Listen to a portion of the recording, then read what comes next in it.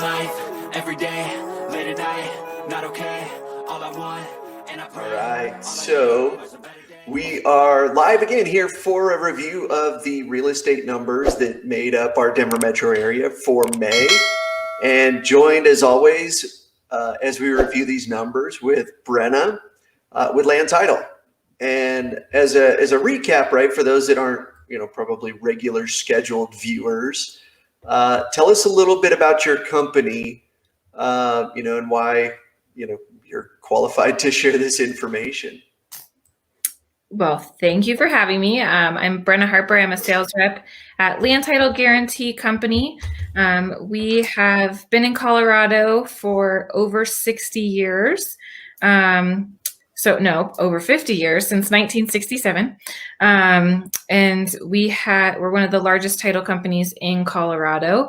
And we're locally owned and operated, which is really awesome. So we have over 50 locations here in Colorado, and we all live here and work here. So I love that we are a local company that is contributing to the real estate community. So we pull this data, seven major metro Denver counties, say that 5 times fast, every month, and put together a report to help agents like Matt and our other clients and consumers just keep pace of what's going on in the market. And then Matt and I just talk through it to make it into bite-sized pieces and kind of interpret that data. So what's going on more than just what you see on social media or maybe what the news is saying about national real estate. Something I think most of us know is that real estate is nothing if not local. So having that specific data, we'll talk Denver Metro on the whole, and then ways to get down into your specific segment, sometimes even neighborhood, to make sure that you're looking at the correct data for your specific situation. Yeah, very much so, right? Real estate is very hyper-local. There can be things going on around the corner, down the block, that may impact, may not impact real estate. You may see that particular listings or segments of homes that are on the market are going to sit and not fly off the market. It's just kind of the nature of how real estate goes, right? So let's jump into the numbers. If you got your screen ready to go. Yep. Share screen. So while you're pulling up that, right, last episode I asked Mitch about pineapple on pizza, but I'm going to ask you something slightly different. What is your favorite flavor of ice cream? Oh, gosh. I think chocolate chip cookie dough and mint chocolate chip are always, I will never say no to either one of those. But there's also moose tracks and some different crazier ones that are really good too. Yeah, I'm with you on the chocolate chip cookie dough and the mint chocolate chip. So, all right, let's pop this one up, and if you can make the screen a little bigger, we could get a good. You need new glasses? Maybe, right? I'm just trying to accommodate for the masses. So let's talk about the highlight reel. And as we talk into that, I had a feeling, and I said this earlier on in a previous episode that you and I did, that I thought real estate was going to start to balance out a little bit. And I had a feeling that the market was starting to balance out here for May. That's not quite what it looks like occurred, right? Tell me about this. And my prediction may not be wrong yet. We still have 7 months worth of housing to go through. So, yeah. So, if you were here last month, we talked about inventory, and I was all excited because we had 310 more homes on the market than we did in March. And unfortunately, that was short-lived, and we're down 75% year over year. We're down about 900 homes month over month. So that tiny little bit that we had an uptick, it just went in the wrong direction in a bigger way. I think everybody was watching your video or our video last month and decided to go out and buy homes. I know. So, kicking myself for that one. I was really hopeful that, didn't expect there to be thousands of homes coming on the market, but almost 1,000 home deficit is definitely not what I wanted. So, because it's all about me, but it is what it is. Speed of the market. So days in MLS or days on market. So agents typically put their homes in the multiple listing service. So this metric is from when it goes active to when it goes under contract. And the average days that takes place, it's down 47%. It's about 12.5 days as far as days on market. And I'll show you another graph that shows you how historically low that is. And I've been talking a few months now about the median days on market is still sitting right at about 4 days. So you may hear 12 and a half days and say that feels really long, but it's an average. 4 days is very, very quick as a median. And it just means things are moving extremely quickly. Inflated prices because of the demand being so high, the inventory being low. Average sold price is up 26% year over year, into the high 600s as for the full Metro Denver. So just shy of that 700 mark, and reaching 700 or continuing to be in the 700s for a few of our counties that we can break down here in a little bit. So before we move forward there, right, the more books that you read on real estate and real estate investing, et cetera, they say, you should expect maybe a 4 to 5% appreciation each year on real estate. So we're 26%. That's 5 years worth of growth happening in 12 months time. That's just huge increases. And honestly, why we see a lot of folks that have decided to sit on the sidelines and wait for this game to slow down, maybe missing out entirely, because this game may not slow down enough. And when it does slow down, we may have a new baseline, right? The baseline may have been here a year ago. If we were waiting for this market to crash and correct before we bought real estate, now the new baseline might be here when it balances out. That's a huge number. It's a huge number. And something to keep in mind is this is year over year. So this is May to May. So typically, and I'm going to pop over here really quick so you can see this. So typically our market is a little bit more cyclical. So even if the general trajectory is going up, we'll see typically in like the last part of summer into that kind of the holiday season, maybe prices dip a little bit, but overall we're still seeing that appreciation. So it may not be for the full year to date, year over year, that we're getting 26% appreciation year over year. But from this time last year, or from, May 2020 to May 2021, we're up 26%. So just something to keep in mind it's definitely, like Matt said, it's still an extremely strong inflation, and the market is trending very, very high. But if at the end of the year, you're seeing that Denver on the whole appreciated 10%, that's still incredibly good, with the national average being 4%. It may not be quite as high as this 26%, just on how things are calculated. Yeah, it's running on a treadmill for a marathon at Usain Bolt paces, it feels like. Yeah. And then this next one, the competition. So the average percent of sold to list price. So what the home is listed at versus what it's sold for is 106%. So if the home is $500,000, this 106% says that it's going to sell for $530,000 as an average. That's very crazy.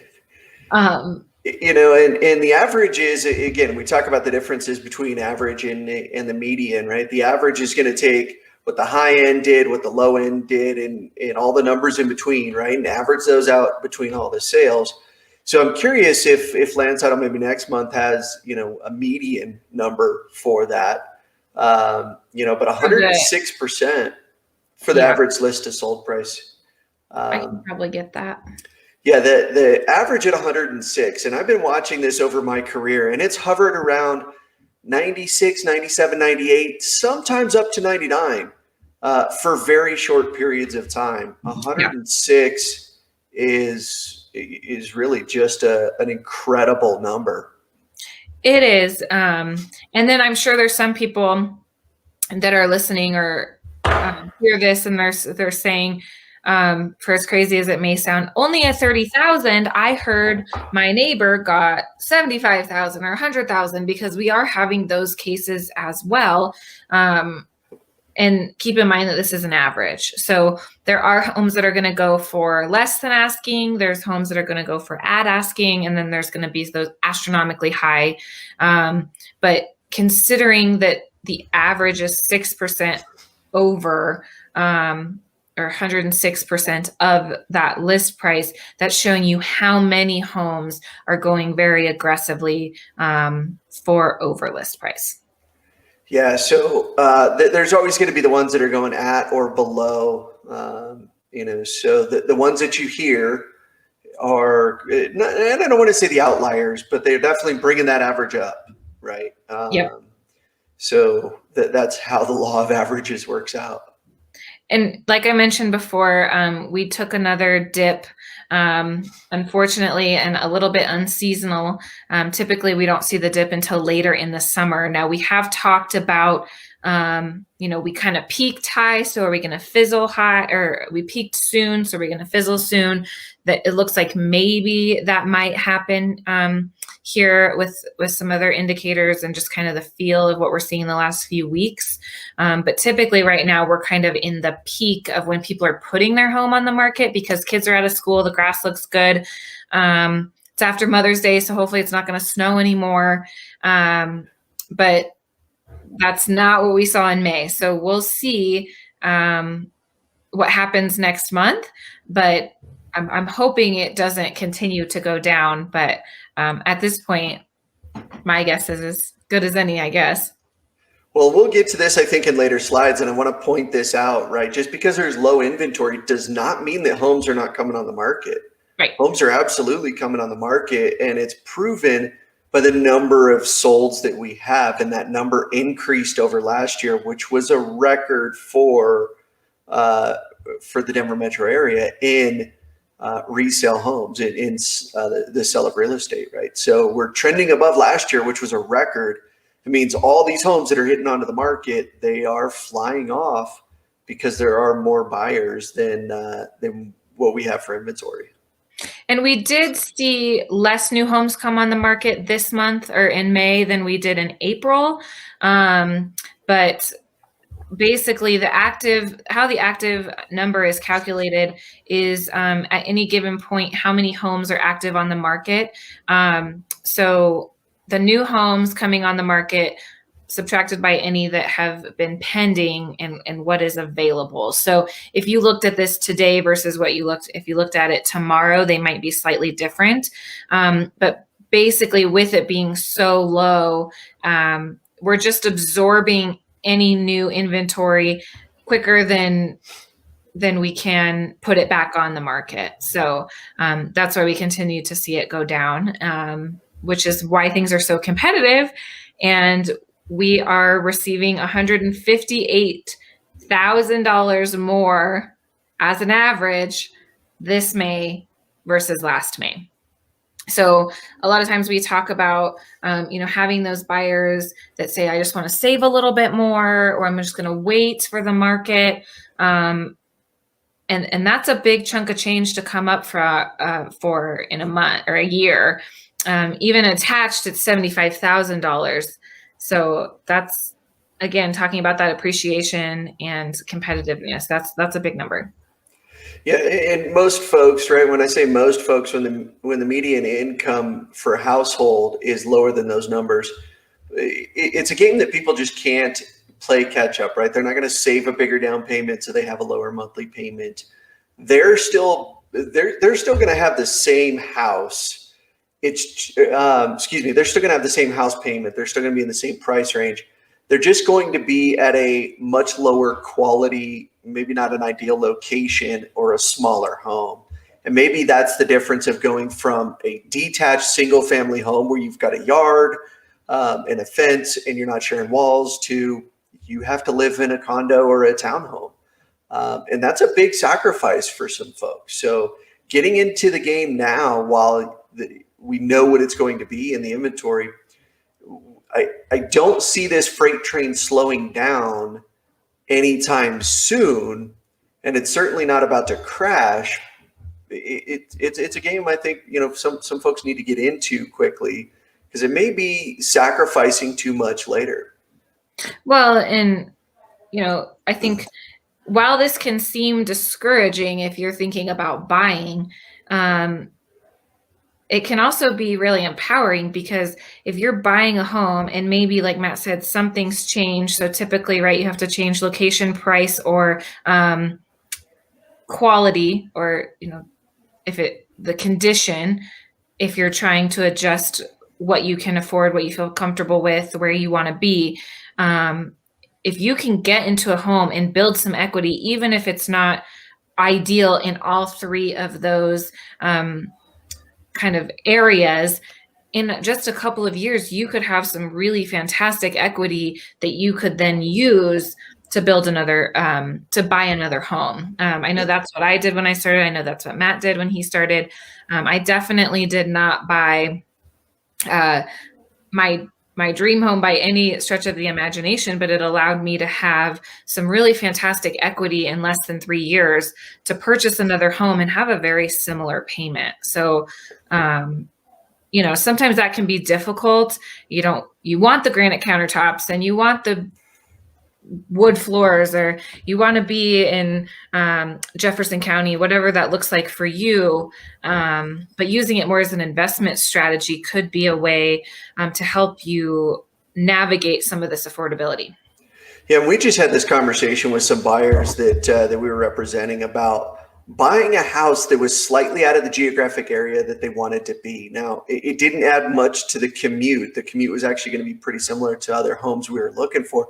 Just wasn't an area that they were typically looking, but it was quite a bit under where we had been looking at other real estate. And to live under their means over the long term is going to benefit them when it comes to keeping that property as a rental, selling it and buying the next property, taking the same budget that they would have spent on that more expensive home and reinvesting it into a 401k or a self-directed IRA or whatever you want to utilize that vessel for, or build a bigger safety net. I mean, the folks that are taking the opportunity to make some initial sacrifices are going to set themselves up for a longer piece. And that sacrifice may be, I live in a house that doesn't have AC for a little bit, and that might be unfortunate. That might just be where I have to go to get into where I want to be. And that was me for a very long time. The first house I bought did not have air conditioning that worked.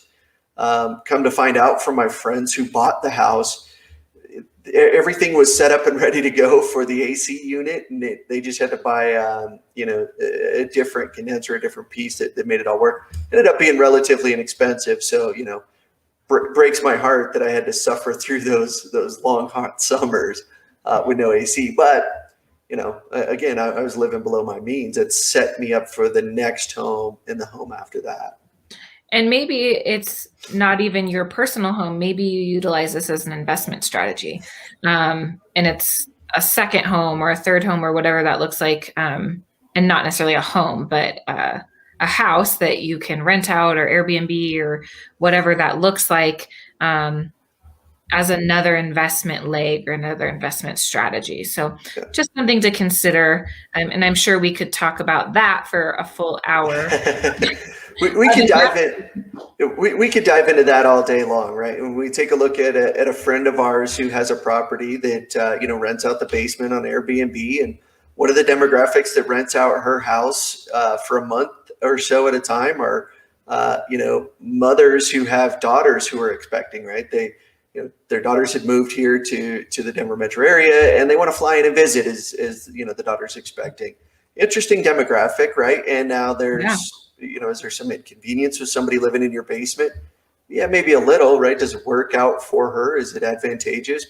Yeah, probably, right? So, there are things that can be done to get into home ownership and to make it more affordable. Long story short, I Mostly think that's long. that's the point we're trying to make. Yes. Okay, so this is the market snapshot that we look at every month. This is detached and attached single family together. So the green is active, blue is pending or under contract, and the red is sold. So as we mentioned before, unfortunately, that green that took a little bit of an uptick in April is down under 2,000 again, at 1,900, which just breaks my heart a little bit. But we are seeing pendings up. And that's probably from that little bit of a spike, we use that term loosely, spike in active inventory last month.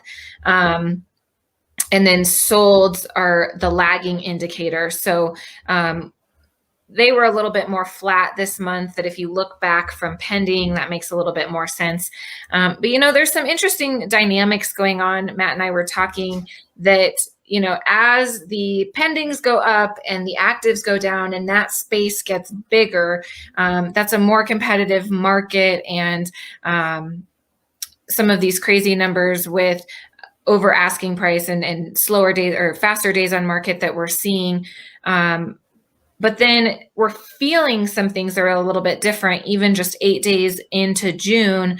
I've talked to some colleagues and some different people in the industry, and the last couple of weekends have been a little bit slower. So yes, this is great data. Yes, this shows a little bit of a roadmap and gives us a good pinpoint, but things do change frequently. And I think that they're already changing from end of May. Yeah, and when we talk about changing, and I think I've gotten this question 2 or 3 times today talking with clients, is it going to be a bad time to list in July compared to right now? And the answer is no. Again, I don't have a crystal ball. Things may absolutely change between now and then. It takes something dramatic, but there's still a lot of buyers in the inventory, still a lot of buyers looking for homes. They're still filling out credit applications for mortgage approval. So this is going to take some time before this balances out to where it really is more of an even playing field. And then I think history would say it doesn't stay balanced for long. It's not like it's several years of it balanced. It's going up and it's going down and it's going up and it's going down. Yep, absolutely. So like we talked about last month, 2020 is not really a great indicator of anything that we want to repeat in all senses of 2020. No, I'm just kidding. But as far as like trends and what we're typically seeing in the market, 2019 would probably be a better indication. So last month we were more on par with that kind of cycle of what we're used to seeing in 2019. Now in May, we're seeing that unseasonal drop in active inventory and the pendings go up. So it's doing kind of a different thing than we're used to seeing. So we'll see if that was just kind of an anomaly for this month, and then it kind of goes back to that trend line, or if we're in for kind of an earlier end to the buying season or selling season, however you want to look at it, because we started out so strong, and we have been so strong for the last several months. So we'll see what all of that looks like as we continue into the summer.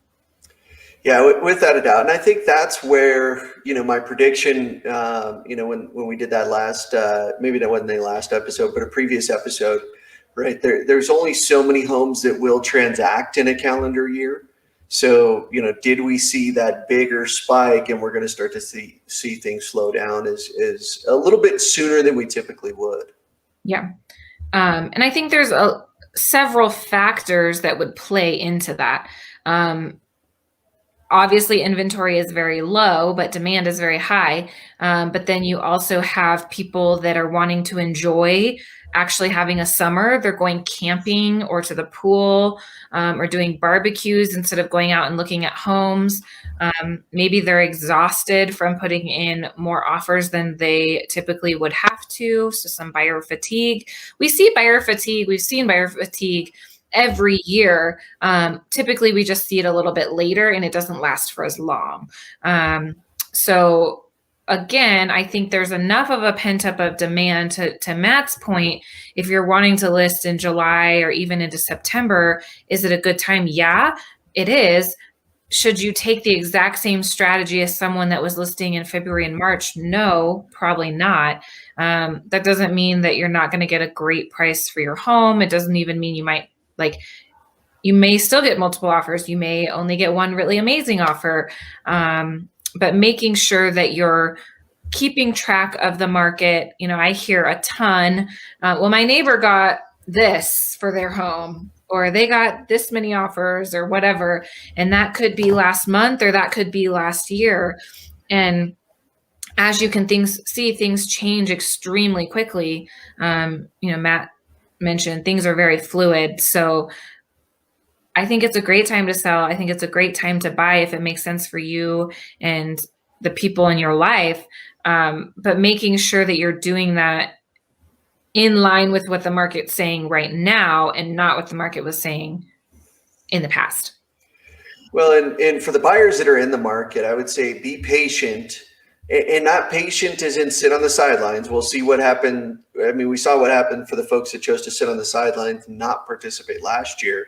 But there will be an opportunity to get it purchased, even for the first-time home buyers that don't have all of the cash, even for the loan options that typically sellers or listing agents may not like as much, and that's a whole nother topic that I can get on my soapbox on and get to. But have a little bit of patience, because there will be new homes hitting the market every day, and there will be more homes that sat for a couple of days and maybe a week, and wow, now all of a sudden there's an opportunity where I don't have to sign over my firstborn and give cut my hand and give blood kind of a deal in order to get this, and donate my Broncos season tickets to the seller, right? I mean, all of those things that we've kind of heard over this crazy time.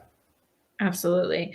We've talked a lot about active inventory, so I don't want to spend a ton of time on this one, but just to show you historically, we have 7,600 less homes on the market than we did in May of 2019.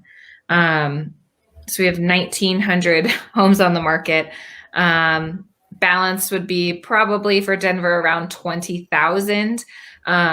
So we're nowhere near balanced, even if, like Matt and I have been talking about, a little bit of a slowdown or anything like that. It's not like the bottom's going to drop out, more than likely. It would actually be a really, really great thing if we had some more inventory. So don't be afraid of it if it comes. It's welcome for sure. Yeah, and as we look back in 2019, by comparison, 9,600 homes seems like an avalanche of new homes. We were still in a seller's market with 9,600 homes on the market. Yeah, we were about half of what we would need to feel balanced, just to put that in perspective. And then, month supply of inventory kind of goes hand in hand with what we were talking about. So if no more homes were to come on the market, how quickly would the inventory be absorbed? We're at about 0.37, which I did the math here. That's about 11 days, which is down from 15 from last month. So that's extremely tight. Adams and Broomfield are the tightest supply of inventory, with about a week. Yeah. Not much else to say. I mean, it's just, we need more homes on the market. Obviously, we need the buyers to buy those homes. But for those who have been kind of sitting on the fence, And there's a lot of folks that are looking at moving out of state, right? They're saying, hey, this isn't what I want to, this isn't where I want to be. This isn't what I want to do. I want to be closer to, kids, grandkids, closer to the beach, whatever. A lot of folks that are going that route and putting their home on the market. We just need, some more inventory. Absolutely. So to kind of circle back from a few things that we've talked about already, days in MLS or days on market, 12.5 days, that feels really long comparative to what we're talking about with how fast and how aggressive things are going. But if you look at May last year, it was 24 days, and that was pretty slow. And then the year before that, 24 and a half days. And this is all historically very slow. Anything under 30 and even under 40 is historically very, very slow. So to get down into less than 2 weeks as an average, that's why it feels the way it does. But to Matt's point about homes that have been on the market for maybe a couple of days, that's pretty real, right? Like if you don't price your home correctly, because buyers are still very aware of value, if you price your home too aggressively for the condition or whatever, if something doesn't add up, the buyers are going to reject that. And if you don't make a very quick price correction, it may stigmatize your property, because if the home is on the market for longer than a weekend, in most cases, if it makes it through the weekend and onto the next weekend, and buyers see it again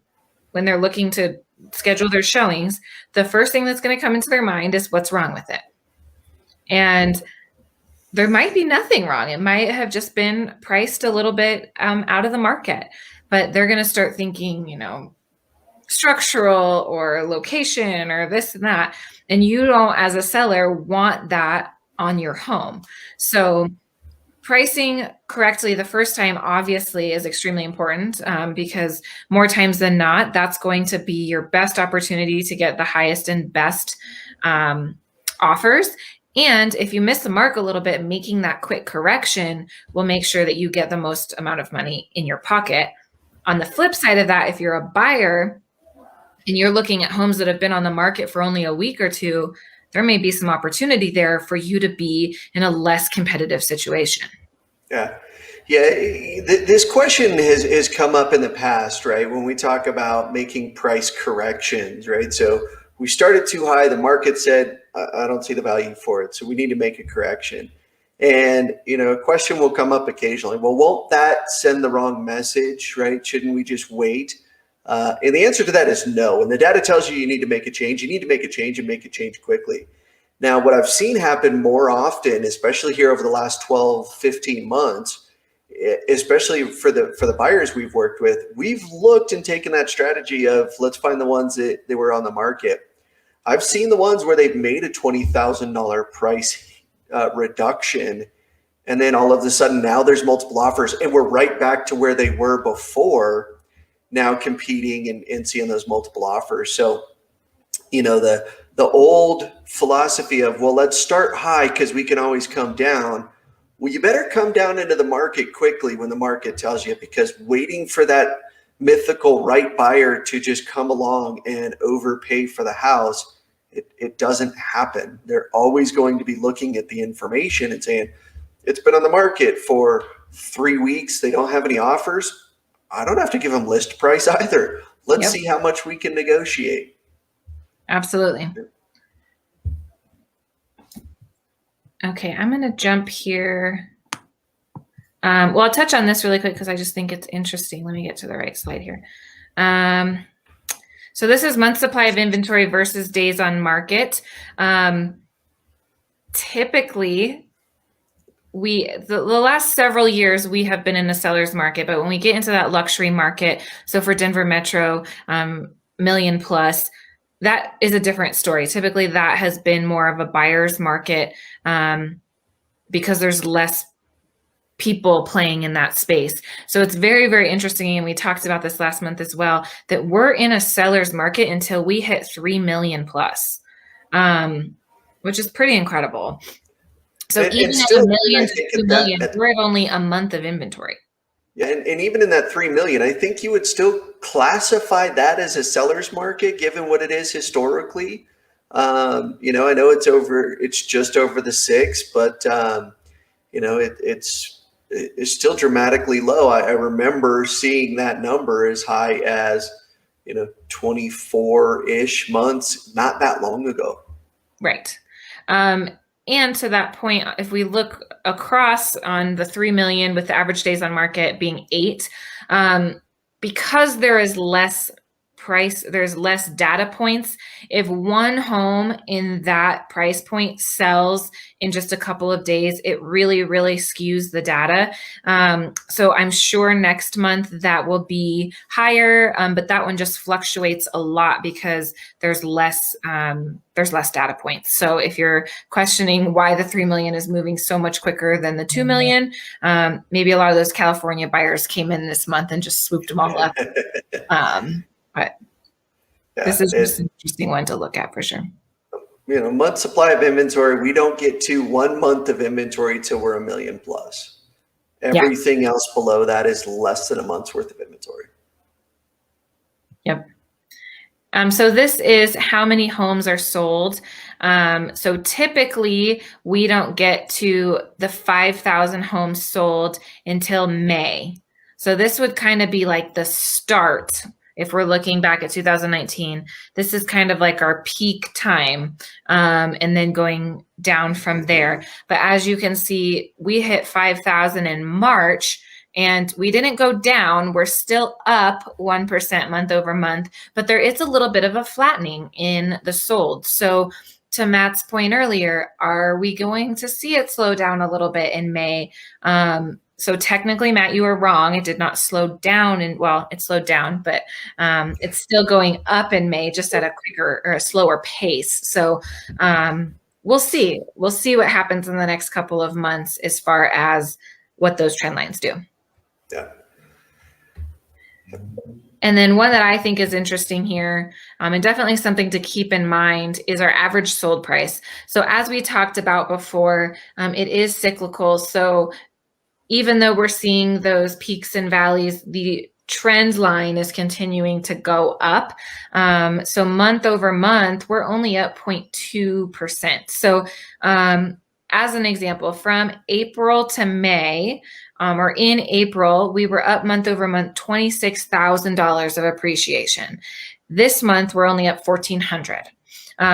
So that would be something, if I was having a conversation with sellers about how aggressive we can be and what that looks like. Now, this is only one data point, and this is across all of the detached single family in Greater Metro Denver. So it really depends on where you are, but this is just one that I'm like, okay, that might be something that we need to look at and take into account when we're building our strategy. Yeah, for the visual representation, right? We started with little foothills as we go back in the years, and now we're in the Mount Everest kind of a level for the difference in there. And we're up almost 30% year over year in sold price. So again, it's not a bad investment. It's not a bad time to sell. It's just, listening to the data so you can make the best decision. Yep. And then this is sold units year to date. So gray is the prior year and red is the current year. Limiting factors obviously being inventory for sure, and some affordability, and some of the other things that we've mentioned. We'll see what this looks like. Right now, year to date, we are up. So year to date, January through May 2021, we're up 24% compared to last year.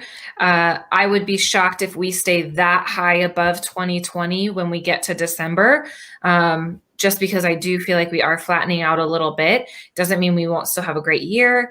We might even be up from last year, even though some economists said, kind of to Matt's point, of there's only so many number of homes you can sell in a year. So I'm interested in that. I'm interested to see if we come out ahead, how far, what the second half of the year looks like. I don't know. Yeah, you're not in the business of making predictions. No. I go out on a limb every once in a while and say, here's what I think. Yet, when we take a look at the data is telling us a story, and anything that we're predicting for the future is purely speculation, right? We can absolutely be incorrect on it. But it's been interesting to see what's gone on. And last year, in the thick of the coronavirus, when folks were asking me, how is this impacting the real estate market? I said, well, here's what's going on right now. And truth be told, we'll have to be 18 months to 2 years on the other side of it before we really have an idea of what's going on. And that's where, we're not through it yet. This is still happening, right? Mask mandates are kind of lifting here in the Denver metro area, finally. So we're getting closer to the end of it than when we first began. We'll see how the rest of this year plays out and how it impacts the real estate market. This can be something that, becomes a study years from now as to how it impacted real estate. Absolutely. And this is the last one I want to talk about. And we have touched on it already, but just to see that visual representation, Matt mentioned before that it was very uncommon in past years for us to even graze that 100% of sold to list price. And then you can see basically from the second half of last year and then through this year, we've just kind of skyrocketed as far as that percent sold to list price. So this is really unprecedented as far as the average sold to list price. And I think a lot of us would be okay with this coming down a little bit. Yeah, it'll make the real estate market a little more predictable, right? I was chatting with a business partner of mine here with the Ben Kinney team, who I've recently joined and partnered with, about an investment property that a seller's hired us to sell, and we're talking through it, and she's like, "Well, will the market bring X, which is what the seller kind of needs?" And I said, "In this market, I have no idea. It's possible. We're just going to have to put it to the market and let the market determine where it ultimately goes." But it could, based on where the market is shown right now, I would say no, but I hope I'm wrong for his case. I hope he gets all of the money and, it works out in his favor. Well, and it is interesting, talking about really breaking it down as far as we can.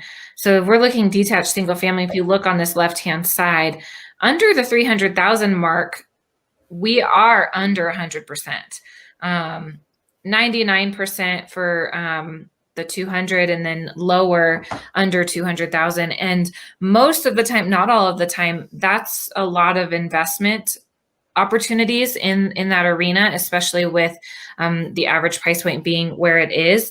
And most of the time, investors aren't willing to compete at the same level because they're all about dollars and cents. And they don't have that emotional attachment to it. It's not their home. It's a business decision. So that makes a lot of sense to me. And having it be at 99% is still really good.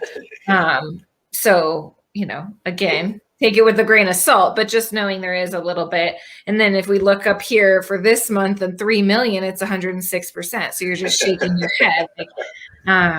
Only in Colorado, right?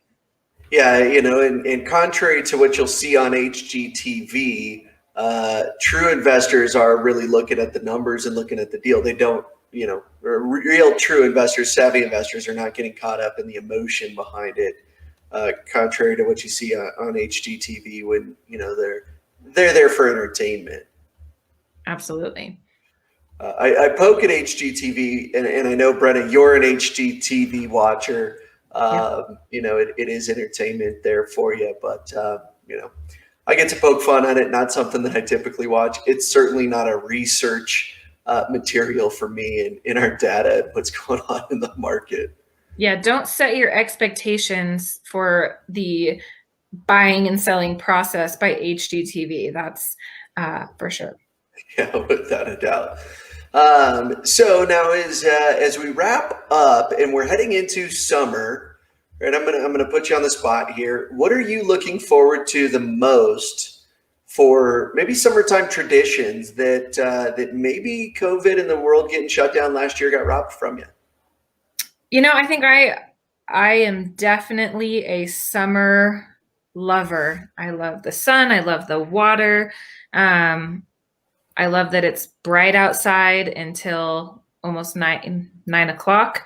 So even just barbecues and being outside with friends and family, getting to connect, and going to the pool with our son. He is a total water baby. So we got to experience a little bit of that last year with him, but he's at a really fun age right now. So I think just, I've always appreciated summer, and I think now appreciating it even more, just nothing fancy, just getting out in the sunshine, enjoying Colorado weather, and trying not to complain that it's too hot, since I've been asking it to not be too cold. So Yeah, it seems, again, as Colorado typically does, spring is wet and it's kind of warm. It's either one or the other, and then all of a sudden, boom, here's summer, and we're 90 plus degrees. So yeah, I got in my car today and it said 102. So that was fun.